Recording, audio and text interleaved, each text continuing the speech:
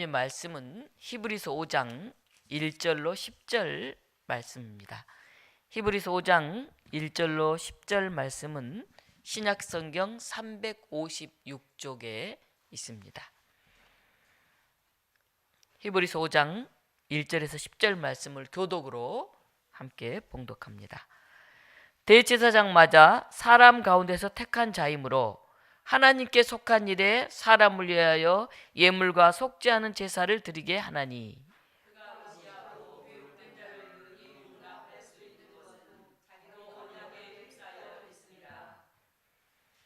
그러므로 백성을 위하여 속죄제를 드림과 같이 또한 자신을 위하여도 드리는 것이 마땅하니라.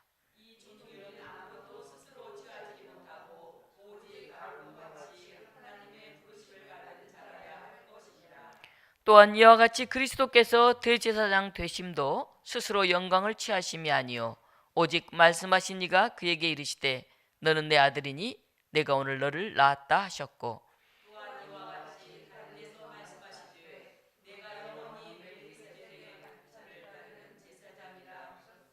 그는 육체에 계실 때 자기를 죽음에서 능히 구원하실 이에게 심한 통곡과 눈물로 간구와 소원을 올렸고 그의 경건하심으로 말미암아 들으심을 얻었느니라.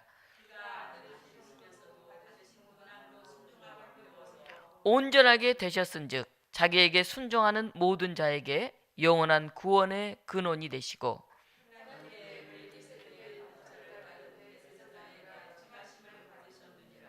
아멘. 영원한 대제사장이라고 하는 제목으로 말씀을 전합니다. 이번 한 주간에 우리 일본 기독교단 동경교구 북지구 총회에 참석을 하고 왔습니다. 저희 서울노회와 일본 동경교구 북지구는 해마다 서로 교류하면서 협력을 하고 있습니다. 한일 청소년 수련회를 경연으로 한국과 일본에서 하고 있고, 또 한일 선교협의회 어른들이 참여하는 협의회를 또 경연으로 돌아가면서 진행하고 있습니다. 그리고 총회가 되면 양쪽 임원들이 총회에 참석해서 어떻게 돌아가는지 살피고 인사하고 한 해의 또 사업들을 논의하는 그런 긴밀한 관계에 있습니다. 그동안 코로나 때문에 줌으로 대신하다가 4년 만에 대면으로 열리는 일본 교회 총회에 다녀왔습니다. 우리 한신대를 나온 가정순 목사님께서 일본 북지구 선교사로 파송되어서 거기 교회를 담임하고 계십니다. 30년째 목회하고 계시는데 그 한 분으로 말미암아서 일본 북지구와 우리 서울노회가 이렇게 교류를 하고 있습니다. 한 사람이 얼마나 소중한가를 새삼스럽게 느끼는 그런 시간들이었습니다. 그 목사님이 우리 서울에서 목회를 하시다가 한국 교회가 너무 어찌 보면 뜨거움이라든지 또 순수함이라든지 이런 게 많이 사라지고 있다. 그리고 어찌 보면 좀 사업체처럼 기업체처럼 교회가 변해가는 게 아닌가 이런 고민을 갖다가 가까운 일본에 가서 거기에서 이제 대학원을 다시 하고 목회를 시작하게 되었다고 합니다. 처음에는 작은 교회 그냥 전도사로 이렇게 봉사를 했는데 그곳에서 이제 목사님 은퇴하시면서 우리 가 목사님을 담임 목사님으로 세워서 일본 교회를 맡아서 하게 됐습니다. 한 50여 명 되는 교회인데 일본에서 한 50여 명 되면 우리나라로 치면 한 200명 정도 되는 교회예요. 그래서 일본은 200명 이상 넘는 교회가 거의 많지 않기 때문에 50에서 100명 교회는 굉장히 큰 교회입니다. 그리고 대부분 교회가 20명에서 한 30명 정도 대부분 교회가 그렇습니다. 일본 인구는 1억 한 5천 명 되는데 그중에 기독교 인구는 1%밖에 되지 않습니다. 이게 거의 없죠. 찾기가 힘들죠. 우리나라는 거의 20%, 25%에서 교회가 너무 많고 또 성당도 있고 그래서 거의 우리나라 종교의 대세라고 할 수 있는데 일본은 기독교인이라 그러면 신기하게 이렇게 바라보는 그런 곳입니다. 그런데 아주 이 작은 교회들이 모이면 철저하게 성경을 공부합니다. 예수님이 어떤 분이시고 하나님이 어떤 분이시고 오늘 우리가 어떻게 살아야 하는지를 정말 머리를 싸매고 공부를 합니다. 그리고 이제 믿음이 생기면 세례를 받는데 세례를 받고 나면 우리처럼 뭐 슬렁슬렁 이런 사람은 없어요. 세례 한번 받으면 주일 예배 철저하게 참석하고 교회 봉사 열심히 하고 사회에서도 기독교인으로 굉장히 철저하게 삽니다. 그래서 일본의 기독교회는 일당 100이에요. 일본 교회를 가만히 봤더니 우리처럼 뭐 당회, 재직회 이런 구조가 없고 운영위원회라고 하는 구조가 있어요. 그래서 보통 5명에서 7명 정도 이렇게 운영위원들이 있는데 2년에 한 번씩 돌아갑니다. 매번 바뀌는 게 아니고 열심히 책임있게 하시는 분은 10년째 계속 하고 있어요. 그 한 분이. 그러니까 그분은 우리 교회로 말하면 장로님 같은 역할을 하고 계시는 거죠. 2년마다 바뀌는 사람, 4년 하는 사람, 6년 하는 사람. 그래서 2년마다 운영위원들을 뽑아서 뭐 남성, 여성, 젊은이 고루 들어가서 교회 일들을 의논하고 이제 실행하는, 우리로 말하면 당회와 재직회를 합친 그런 개념이죠.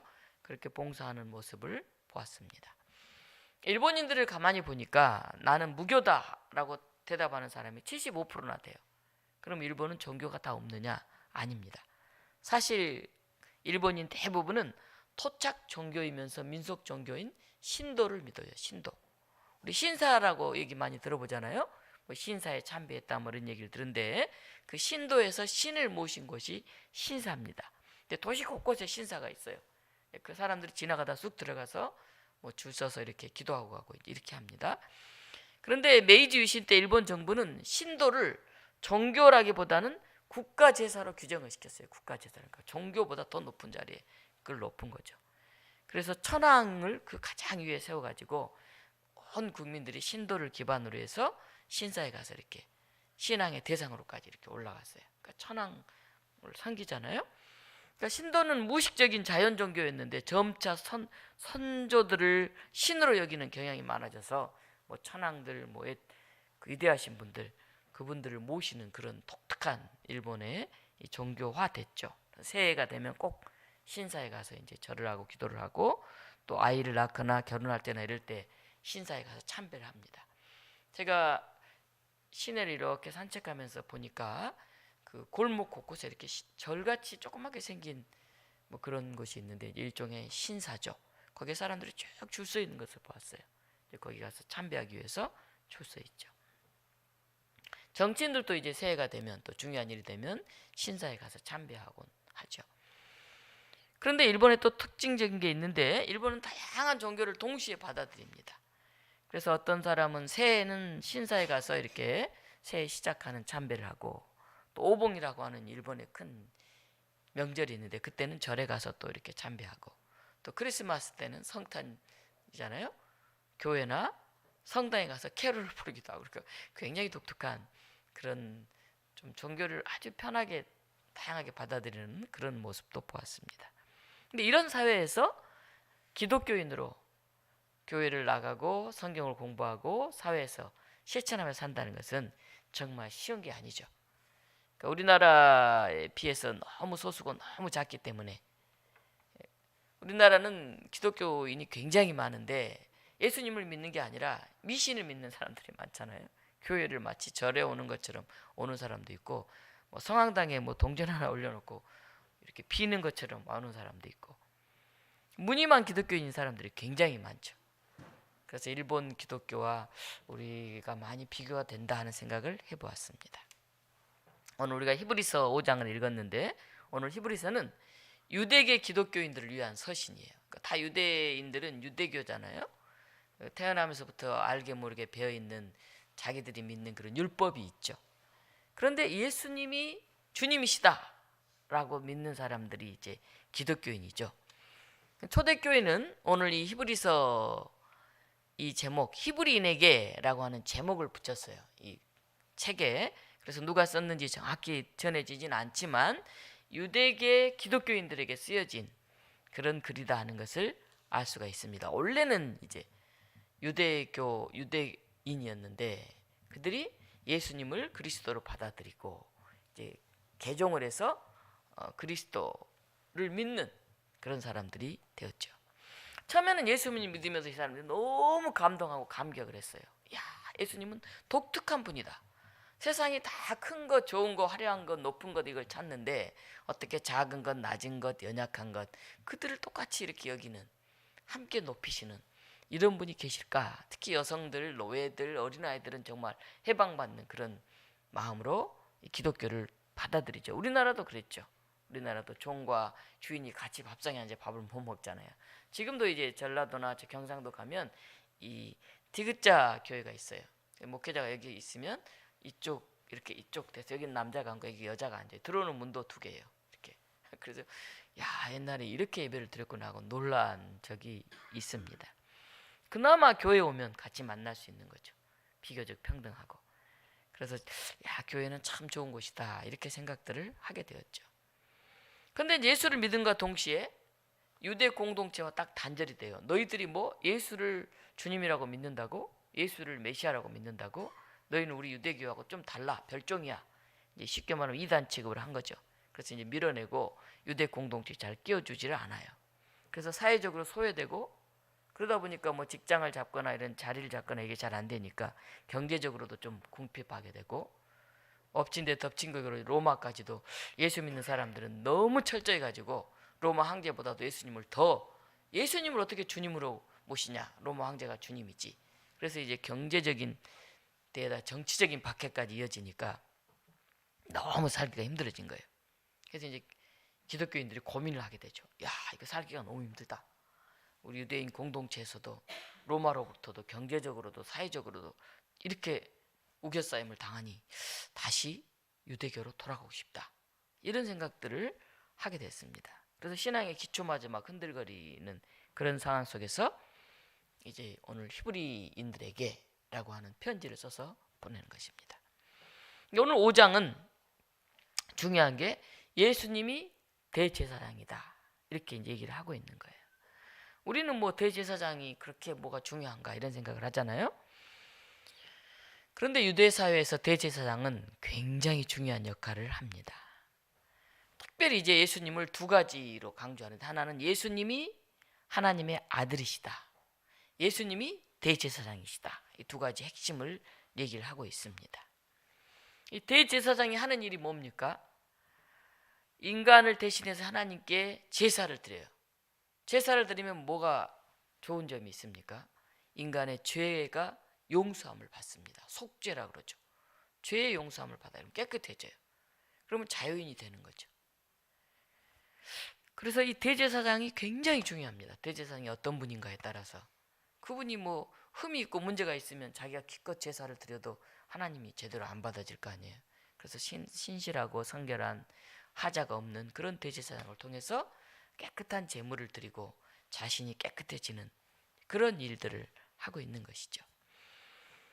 오늘 1절에 보면 대제사장마다 사람 가운데서 택한 자이므로 하나님께 속한 일을 사람을 위하여 한다 이렇게 나와 있어요. 하나님께 속한 일, 그게 희생제사를 말해요. 희생제사. 인간의 죄를 용서받도록 하는 의식, 그거를 주도하는 거죠. 우리는 제사를 누구에게 드리나요? 제사. 조상들께 드리잖아. 일본도 이제 그 신도 그게 이제 조상들 앞에 참배하는 그런 건데 천황이 거의 신의 이제 위상까지 올려놨잖아요. 네, 조상에게 드리죠. 그런데 이 유대교는 이 희생 제사하면 하나님께 드리는 거예요. 하나님께. 단순히 조상이 아니라. 그래서 하나님께 드리기 위한 그 사람이 반드시 필요한데 그가 이제 대제사장이죠. 그리고 예루살렘 성전을 지어가지고 거기에 하나님의 율법이 들어있는 법궤를 보관하고 또 제사를 위한 여러 가지 장치를 거기에 만들어 놨잖아요. 뭐 번제잔도 있고 또 이렇게 촛대에 이렇게 불을 켜놓기도 하고 또 진설병을 전열해 놓기도 하고 이렇게 하는데 제사도 굉장히 종류가 많아요. 하루에 2번 드린 제사, 일주일에 1번 드린 제사, 뭐 수시로 드린 제사, 1년에 1번 드린 제사, 여러 제사. 목적과 방법도 너무 다양해요. 번제, 소제, 속건제, 속죄제, 뭐 또 화제 불에 태워 드리고 뭐 거제 흔들어서 드리고 뭐 요제 여러 방법들이 있습니다. 레위기에 보면 너무 자세히 나와서 우리가 읽으면서 어렵다는 생각이 들죠. 그런데 유대인들이 이렇게 성전 제사를 굉장히 중요하게 생각한 것은 자신의 운명이 하나님의 손에 달려 있다는 확신을 이 사람들 가지고 삽니다. 그래서 하나님과 관계가 바로 되어야만이 세상에서 평화롭고 복되고 자손들도 행복하게 살 수 있다. 이들은 그 생각을 확실하게 가지고 있어요. 근데 하나님과 관계를 파괴하는 게 하나 있는데 그게 죄죠. 죄. 그래서 죄를 행하지 않아야 하나님과 바른 관계를 가지고 건강하게 살 수 있는데 우리 인간이 실제 생활에서 크고 작은 죄를 짓잖아요. 때로는 자기가 생각지도 않았는데 그게 큰 죄로 다가오기도 하잖아요. 그래서 유일하게 이걸 어떻게 하면 해결할 수 있을까? 그게 바로 속죄죠. 죄를 용서하는 그런 게 필요하죠. 2절에 보면 무식하고 미혹한 자를 용납한다, 그런 말이 나와요. 무식하면 잘 모르고 죄를 짓는 거예요. 우리 안에도 보면 예의가 없고 배우지 못해가지고 자기가 막 부모한테도 막 욕하고 그게 잘못인지도 모르고 하는 사람들 있잖아요. 또는 고의성이 없고 원하지 않았는데 뜻하지 않게 뭘 일을 하다가 탁 이렇게 망치가 빠져나가서 앞에 있는 사람 머리를 탁 쳐서 죽게 만든다든지 그런 일도 있잖아요. 또 사업을 하다가 원하지 않게 그냥 부도를 내가지고 사람들 다 빚더미 속에 앉힌다든지, 고의성이 없이 죄를 짓는 그런 경우도 있는 거예요. 그래서 모든 사람이 죄를 지을 가능성이 언제든지 있는 거예요. 일부러 짓는 것이 아니라 어쩔 수 없이 짓는 거죠. 그래서 우리는 다 죄인이기 때문에 하나님과의 바른 관계를 위해서는 항상 속죄하는 그런 자세가 필요하죠. 요즘 현대인들은 이런 죄 용서, 속죄 이거하고는 전혀 거리가 먼 세상에 살고 있어요. 잘못한 일이 있으면 그냥 찾아가서 미안해, 내가 실수했어 하고 말로 이렇게 사과를 하거나, 또는 국가에 뭐 자동차 타고 가다가 뭐 옆에 차선을 넘어갔다든지 이러면 벌금을 내거나, 또는 그것보다 더 심하게 되면 재판을 받고 감옥에 가거나 뭐 이렇게 실정법에 상하는 책임을 지면 죄를 다 사한다, 이런 생각이 우리에겐 있잖아요, 현대인들은. 근데 어떻습니까? 이런 법이 또 돈을 내면 감옥에 가면 우리의 잘잘못을 다 해결합니까? 제가 다 용서받습니까? 그렇지 않잖아요. 우리가 잘 알고 있듯이 현대의 법은 유전무죄, 무전유죄인 경우도 많잖아요. 억울하게 감옥에 가기도 하고, 질서나 절차를 잘 몰라서 변호사 잘 산 사람이 이기기도 하고, 그래서 너무 억울해가지고 막 속이 썩어 문드러지는 사람도 있잖아요. 요새는 무검유죄라는 말이 있어요. 무검유죄. 검사에 의해서, 재판에 의해서 모든 게 달라진다, 그런 말이 있어요. 때문에 현대인의 의식에는 구약 성경이 말하는 하나님 앞에서 죄를 속한다, 이런 개념들이 별로 없는 거죠. 근데 그와 반대로 또 한 부류의 기독교인들은 매사에 죄책감에 막 시달려요. 자기가 조금 잘못한 것이 마음에 걸려가지고 나는 죄인이야, 나는 용서 못 받아 하면서 굉장히 괴로워하는 사람들이 있어요. 자기의 죄 때문에 모든 일이 일어난다고 생각해요. 무슨 길을 가다 탁 넘어졌는데 내가 죄를 지어가지고 새벽기도 여러 번 빠져가지고 이렇게 다리가 부러졌어, 이렇게 생각도 합니다. 또 어디 암이 걸렸어요. 아이고야, 내가 11조 생활을 잘못해서 이런 일이 생겼다, 이런 생각들 해요. 심리적 차원에서 이렇게 죄를 받아들인 기독교인들은 교회 와서 기도할 때마다 내가 죄인입니다, 죄인입니다 회개하고 용서를 구해요. 그리고 나서 마음이 좀 평화를 얻고 돌아가요. 오늘 내가 회개했으니까 이제 좀 교회 주일 예배도 잘 드렸고 헌금 생활도 잘했고 맡은 역할도 잘 감당했으니까 이제 용서받았다, 이렇게 하는 안도감을 가지고 돌아가요. 자기의 심리적으로 그렇게 생각을 하는 거죠. 근데 고대 이스라엘은 제사를 통해서 하나님께 용서를 받는다고 생각했어요. 제사. 자, 내가 저 사람에게 잘못해서 큰 손해를 입혔어요. 그러면 그보다 몇 배나 더해서 다 갚습니다. 그럼 우리는 끝나잖아요, 그죠? 근데 거기 끝나지 않아요. 그 죄에 대한 존재론적인 인식이 있어요. 그게 무슨 말이냐면, 도둑질 했을 때 율법에 따라서 몇 배로 다 갚아요. 변상 다 끝났어요. 그러나 마음속에 욕망 그대로 남아있어요. 그걸 가지고 싶은 욕심이 남아있어요. 변상을 받은 사람도 다 받았어요. 하나 잃었는데 뭐 4개를 받았다고 해요. 그러나 그 마음에 후유증이 남아있어요. 굉장히.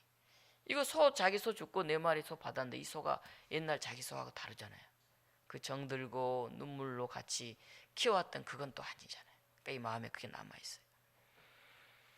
그래서 고대 이스라엘은 죄를 단순히 물질로 다 변상할 수는 없다. 우리가 아무리 돈을 갚거나 노력을 하거나 뭐 노동을 하거나 해도 그 깊은 죄의 깊이를 우리가 다 해결할 수가 없다. 그건 오직 하나님만이 해결할 수가 있다. 그런 생각을 가지고 있었습니다. 그래서 늘 속죄 제사를 나올 때마다, 예배당에 올 때마다 드리고, 1년에 한 번 대속죄에 이르는 이스라엘 모든 사람이 다 나와서 알고 지은 죄, 알지 못하고 지은 죄까지 다 용서를 바라는 큰 제사를 드렸죠. 제사장의 역할은 절대적이었죠. 근데 유대인들이 말하는 거예요. 야, 예수라는 사람 십자가에 달려 죽었잖아. 그 사람이 어떻게 다른 사람의 죄를 속할 수 있어? 자기도 구원 못하는데 어떻게 남을 구원해? 그런가? 사람들이 확신을 가지고 있다가도 자꾸 핍박을 하고 여러 가지 의혹을 제기하니까 흔들리기 시작하죠. 오늘 히브리서에서는 그걸 얘기를 하고 있어요. 예수님이 대제사장이 되신다. 하나님의 아들로서 우리 모든 죄를 사하실 수 있다. 크게 예수님은 두 가지 면에서 대제사장 역할을 하신다. 첫째는 생각하지 못했던 얘기를 하는 거예요. 하나님의 아들이심에도 고난을 통해서 순종하셨기 때문에 대제사장이 되신다. 정말 예수님은 십자가에 못 박혀 죽은 사람이다. 그러나 그가 못 박혀 죽음으로 해서 불행하게 슬프게 모든 게 끝난 게 아니라 오히려 그는 모든 아픔을 지고 십자가에 달려 돌아가심을 통해서 전혀 새로운 모습으로 다시 사셨다. 제자들도 그걸 경험을 했어요. 십자가에 달려 선생님이 죽어서 끝난 줄 알았는데 그 선생님을 믿는 사람들이 더 많이 불길같이 일어나서 세상을 바꾸는 새로운 공동체가 만들어지는 것을 제자들이 경험을 해서 죽은 게 아니라 다시 사는구나. 와, 이게 부활이구나. 엄청난 생명력이 온 세상에 펼쳐나가는구나 하는 것을 온몸으로 깨달았어요. 새로운 세상이 있구나. 새로운 가치가 있구나. 새로운 삶이 있구나. 새로운 공동체가 있구나. 그런 고백들을 하게 된 거죠. 한 걸음 더 나가서 이 세상의 고난과 허무로 다 끝나는, 돈은 있어도 지위는 있어도 참 무의미하게 살았던 그런 그들이 가슴이 뛰고 정신이 번쩍 들고 눈이 크게 뜨이는 그런 엄청난 일들이 시작된 것이죠. 히브리서 5장 2절에 굉장히 재미있는 구절이 나오는데요. 우리 같이 한번 읽어볼까요? 네, 함께. 그가 무식하고 미혹된 자를 능히 용납할 수 있는 것은 자기도 연약에 휩싸여 있음이라. 굉장히 이건 새로운 말이죠. 예전에 생각할 때 메시아는 구름 타고 막 오시고 하나님 오른손을 드시면 적들이 쫙 쓰러지고 이런데 오늘 여기는 자기도 연약함에 휩싸여 있음이라. 어떻게 신의 아들이 연약함에 휩싸여 있을 수가 있어요? 근데 그것 때문에 오히려 우리처럼 무식하고 금방 그냥 유혹에 넘어가는 이런 미혹된 우리를 용납하고 용서할 수 있었다는 거예요. 힘이 세고 강하고 돈이 많고 높기 때문에 용서할 수 있는 게 아니라 자신도 그런 어려움을 경험해 봤고 우리의 마음을 누구보다 잘 알기 때문에 더 애틋함으로 우리를 껴안을 수 있다. 이게 이제 굉장한 새로운 메시아에 대한 생각이죠. 예수님은 상처받은 치유자입니다. 상처받은 치유자. 철저히 우리와 하나가 되고 우리를 공감하기 위해서 비천과 무능의 자리로 내려오신 분이에요. 그렇게 사랑할 수는 없죠. 돈 몇 개 주고 사랑할 수는 있죠. 빵 몇 개 줄 수는 있죠. 우리 조금 높은 자리에 앉혀줄 수는 있죠. 근데 자신이 내려와서 우리처럼 헐벗고 굶주리고 그 아픔을 당할 수는 없죠. 예수님이 바로 그런 일을 하신, 엄청난 공감으로 우리를 껴안으신 그 사랑 때문에 그분이야말로 정말 우리를 대신해서 우리의 죄를 속죄, 용서하실 수 있는 분이 되셨다. 이렇게 이제 고백을 하는 거예요. 전혀 새로운 그런 가르침이죠. 그 다음에 이제 두 번째 또 하나 얘기를 하는데요. 그것은 그분이 바로 멜기세덱의 반차를 따른 제사장이다. 우리 10절 제가 읽습니다. 하나님께 멜기세덱의 반차를 따른 대제사장이라 칭하심을 받으셨느니라. 반차가 뭡니까? 멜기세덱의 반차. 반차는 멜기세덱의 계열에 따른 이런 뜻이에요. 멜기세덱의 서열에 따른, 순서에 따른 그런 뜻입니다. 제사장이 있는데 그가 어느 계열의 제사장이냐가 굉장히 중요했죠. 그의 가문이라든지 그가 배운 선생이라든지 굉장히 중요했는데 또 그가 어디에서 그걸 행하느냐, 그 제사를, 그것도 굉장히 중요했죠. 근데 예수님은 하늘의 성소를 섬기신 분이고 바로 세상의 제사장보다 훨씬 뛰어난 멜기세덱의 그런 계열을 따른 사람이다. 이렇게 얘기를 하는 거예요. 멜기세덱이 누굴까요? 쿰난 문서에 보면 포로가 된 빛의 아들들 유대인들에게 해방을 선포하고 그들을 구원하기 위해서 오시는 정말 하나님이 보내주신 대단한 이 세상의 제사장과는 전혀 다른 그런 제사장을 멜기세덱이라고 그렇게 말합니다. 이방 세력으로부터 자유와 해방을 주시는 메시아 같은 그런 분이에요. 그래서 왕이요 제사장으로 권세를 가진 분이에요. 단순히 그냥 종교적인 것만이 아니라 온 세상을 다스리는 왕적인 그런 권세를 가진 분이에요. 그래서 의의 왕이라고 부르고 살렘 왕이라고 불러요. 그는 제사장인데 부모나 그 족보를 알 수가 없어요. 생명의 처음과 끝도 알 수 없어요. 그래서 대단한 신적 존재죠. 우리가 성경에 보면 아브라함이 가나안 북방 연합군들과 싸우고 돌아옵니다. 창세기 14장에 나와요. 그런데 그때 아브라함을 환대하고 지극히 높인 하나님의 이름으로 이렇게 축복해 준 그 멜기세덱이 나와요. 그래서 아브라함이 자기가 얻은 전쟁에 싸워서 이긴 이 전리품의 10분의 1, 11조를 그분에게 바쳤다는 얘기가 창세기에 나옵니다. 그래서 히브리서 기자는 이 멜기세덱이야말로 인간적 제사장과는 다른 영원한 대제사장이다. 그리고 바로 이분이 하나님의 아들인 예수 그리스도의 모형이다. 그렇게 말을 합니다. 오늘 제가 읽지는 않았지만 12절 이하에는 그리스도인들의 변절에 대해서 경고해요. 때가 오래므로 너희가 마땅히 선생이 되어야 하는데 젖이나 먹고 단단한 식물을 먹지 못하는 어린아이가 되었다. 그렇게 책망을 해요. 오래 신앙생활 했으면 이제 선생님이 되어서 다른 사람을 가르치고 복음을 전하고 해야 되는데 너희가 젖이나 먹고 있는 더 아이가 되어서 이 딱딱한 식물도 먹지 못하면 어떻게 하겠느냐 하고 얘기를 합니다. 제가 일본 얘기를 했는데 일본 기독교 굉장히 경건하고 말씀 중심이에요. 우리 기장하고 비슷하죠. 굉장히 성경을 열심히 공부하고 그걸 그대로 실천하려고 가정에서 사회에서 노력을 해요. 참 그리스도인들이에요. 그래서 제가 물어봤어요. 우리나라는 막 크게 박수도 치고 순복음처럼 탁 기도하고 이런 것도 굉장히 많은데 일본은 굉장히 조용하다, 잔잔하다. 그 다 그러느냐 교회가? 이렇게 물었어요. 그랬더니 일본에는 그런 이 동경 북지구에는 그런 교회가 거의 없다 그래요. 왜 그러냐?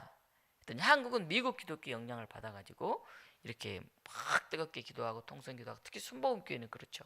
또 장점도 있죠. 그렇게 하다 보니까 더 가슴이 막 뜨겁고 더 부흥할 수 있는 장점도 있는데 일본은 이제 독일계 유럽 계통의 영향을 받아서 굉장히 학구적이고 개방적이고 이렇게 말씀 중심으로 그렇게 한다고 해요. 그래서 수에 연연하기보다는 한 사람이 제대로 예수님의 제자직을 실천하고 있느냐, 정말 성경대로 사느냐, 그걸 굉장히 중요하게 생각을 한다고 합니다. 오늘 말씀을 이제 마무리를 하는데 우리가 이 멜기세덱의 계열에 따라서 바로 서야 돼요. 잘못된 가르침에 유혹되지 않도록 가르치고 우리가 경고해야 됩니다. 제가 보니까 현대산가 4층에 교회가 하나 있는데 거기가 이제 정명석 교단이라는 걸 알았어요. 그전에는 그게 이제 통일교나 뭐 다른 쪽인 줄 알았는데 정명석 쪽이라고 이번에 굉장히 시끄러웠잖아요. 그래서 야 우리 지역에 정말 이단 교회들이 많은데 우리가 정신을 바짝 차리고 신앙생활을 해야 되겠다. 바른 그런 말씀의 계열에 서야 되겠다 이런 생각을 하게 됐습니다. 그리고 오늘 히브리인들에게 보낸 것처럼 고난 중에도 찬양하는 삶을 살도록 우리가 그렇게 도울 수 있어야 되겠다 하는 것이죠. 예수님의 십자가를 통해서 부활이 있는데 우리가 너무 약하다. 그리고 너무 힘이 세고 승리하는 것들만 추구하다 보면 굉장히 자본주의화되고 세상에 기업화되는 이미 한국교회가 대부분이 그렇게 가고 있는데 오히려 약함이 강함, 약함 속에 깃들여 있는 그 겸손, 그 순종 우리가 그걸 깨달아야 할 것 같아요. 예수님도 마지막까지 약해지시고 순종하셨고 그래서 하나님이 그를 이 멜기세덱의 반차에 세우셨죠. 오늘 우리가 약해진 이 자리가 하나님이 역사하실 자리인 것을 고백하고 약함 중에 하나님께 감사하고 하나님께 영광을 돌리면 거기서 우리가 놀라운 주님의 능력을 맛보게 될 것입니다. 오늘 히브리서 기자가 외칩니다. 예수 그리스도만이 우리를 하나님 앞에 담대하게 설 수 있게 하는 영원한 대제사장입니다. 이렇게 고백합니다. 우리가 그 예수 그리스도를 우리의 대제사장으로 모실 때 우리의 연약한 것, 우리의 죄된 것 그것들이 새로워지고 우리의 생각이 새로워지고 우리의 가치관이 새로워지고 우리의 공동체가 새로워지는 그래서 진실한 참 하나님의 자녀들로 거듭날 수 있는 그런 성도들이 될 것을 믿습니다. 같이 기도하겠습니다. 믿음의 주여 온전케 하시는 이인 예수님을 바라보자고 히브리서 기자는 이야기합니다. 하나님 우리가 십자가 예수님을 바라보는 이 사순절에 고난 가운데서 소망을 보게 하시고 약함 속에서 순종을 고백하게 하시고 그래서 놀라운 가치와 새로운 부활의 역사를 우리의 마음속에 품게 하여 주시옵소서. 우리를 부르시고 우리를 깨끗게 하시고 우리를 많은 사람 중에서 택하셔서 하나님의 자녀로 정말 아름답고 공의롭고 평화로운 세상으로 만들어가게 하시는 예수 그리스도 이름으로 감사하며 기도하옵나이다. 아멘.